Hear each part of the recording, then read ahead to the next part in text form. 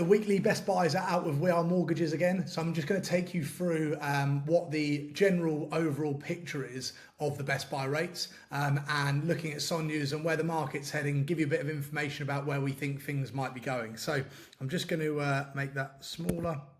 Okay, so here's the best buy email. Again, if you want to sign up to this, I'll leave a link below where you can click that link and then you can just fill in your name and email address and then you'll be able to get this email every single week. But a quick summary. So firstly, let's start with the best buy rates. So for this week, it's the first time in 17 weeks where we saw a large number of rate increases. This is a direct result of the SONIA, which is the Sterling Overnight Index average, swap rates rising week on week for the last 4 weeks, weeks. Okay, so what we're finding is that over the last 4 weeks, the SONIA swaps have been increasing. So that, just to break it down for people that don't know, the SONIA swap rates are the rates at which the banks trade money with each other. And what they do is they trade that money and then they make they borrow it at a particular rate, they lend it out at a higher rate, and the difference between those two rates is what we call the margin, and the margin is where they make their money. Okay, so they're borrowing billions of pounds, lending out billions of pounds, and they make the margin. Okay.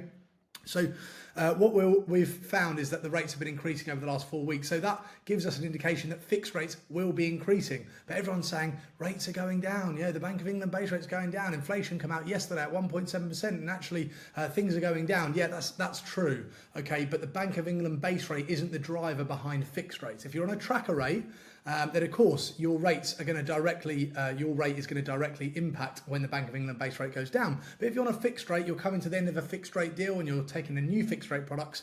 Actually, the SONIA swap rates are a much better indicator for you to look at. That's what you should be looking at. Okay, or you just follow us and we'll tell you what's happening with it. So just bear in mind, they have been increasing, and that's why we've seen some of the fixed rates gone up, which I'll show you on the best buy table in a moment. So the SONIA rates this week, however, dropped by 0.077%. Obviously a very small amount, but it is dropping. So it's going backwards. So what we'll probably see is that rates start to reduce again. Now, if you imagine when you look at a graph and look at the stock markets and things like that, you have an overall trending line. So when you look at it over a period of time, you can look for, say, a year or whatever, you can see over a year, if that graph, the line is increasing, so the price is increasing, or it's decreasing, the price is decreasing.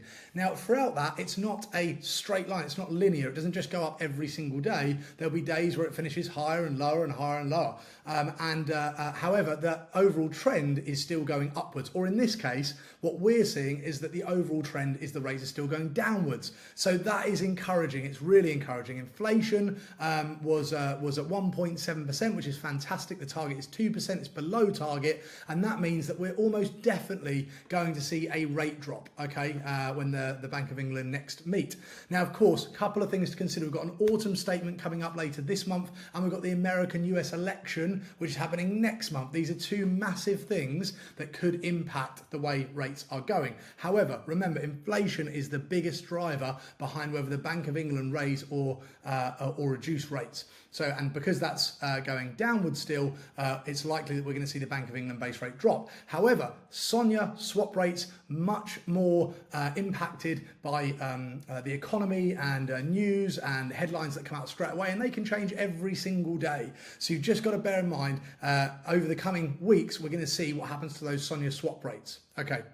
So we can see here, as we said, yeah, inflation dropped to 1.7%, which is below the government target of 2%. Okay, and yes, as we saw, it was at 11% in the immediate aftermath of good old Liz Truss. Thanks, Liz Truss. Sorry, thanks, Liz.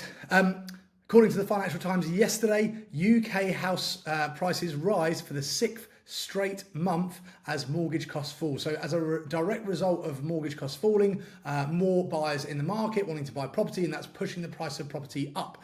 Okay, and again, according to the Financial Reporter, annual house price growth accelerates 2.8%, which is the UK HPI. HPI is house price index. As you have a CPI, consumer price index, you have a HPI, which is the house price index. Okay, so we can see here, let me see if I can make that a bit bigger. There we go, perfect, yeah. Okay, so the SONIA swap since mid-June 2024, you can see the overall trend is downwards. Okay, it's still going downwards, which is great, and we've got 2, 3 and 5 years. Okay, now let's look at some of the residential purchase rates. So these again are probably the area that I'd like to spend the most amount of time because again the buy-to-lets do come with lower rates but higher fees. So you can see here, 2 year, 3 year and 5 years. There is, if you just look at it in the main, there is more red than there is green, and therefore many more rates are going upwards rather than reducing. Okay, you can see here there is still some that are going down, and obviously at the higher loan to values we haven't typically seen that. We've typically seen the higher loan to values stay the same, whereas they have actually come down. So that's really good to see. You know, a 2 year fixed rate, you know, at 95%, 5.20. A few months ago, the cheapest 90% deal that you get was 5.43. So that's great to see on a 2 year deal. You know, 4.75 in the late fours for a 90% mortgage. Very, very encouraging, I would say. So that's the impact here. Buy-to-lets, no changes, as you can see. And again, these come with quite large fees sometimes. Okay, so that's pretty much it in the Best Buy table. So I think some really positive news. As I said, it's very important to be aware there's a slight uptick. Okay, so if you're due to complete or exchange soon, then really, you want to be looking at those rates and making sure that you're on the best deal before that mortgage goes through finally. But other than that, if I'm honest with you, we are still on a downward trend. Inflation is looking good. We have looked at the autumn statement. Apparently there was going to be some stamp duty perhaps increase for additional properties, but it looks like that's not going to happen anymore. So that's great news. There is some really encouraging things coming from the market. There may be some not so great things in the autumn statement, but we will keep you posted as more developments come to fruition. So this, for me, as I've said, Best Buy's looking good.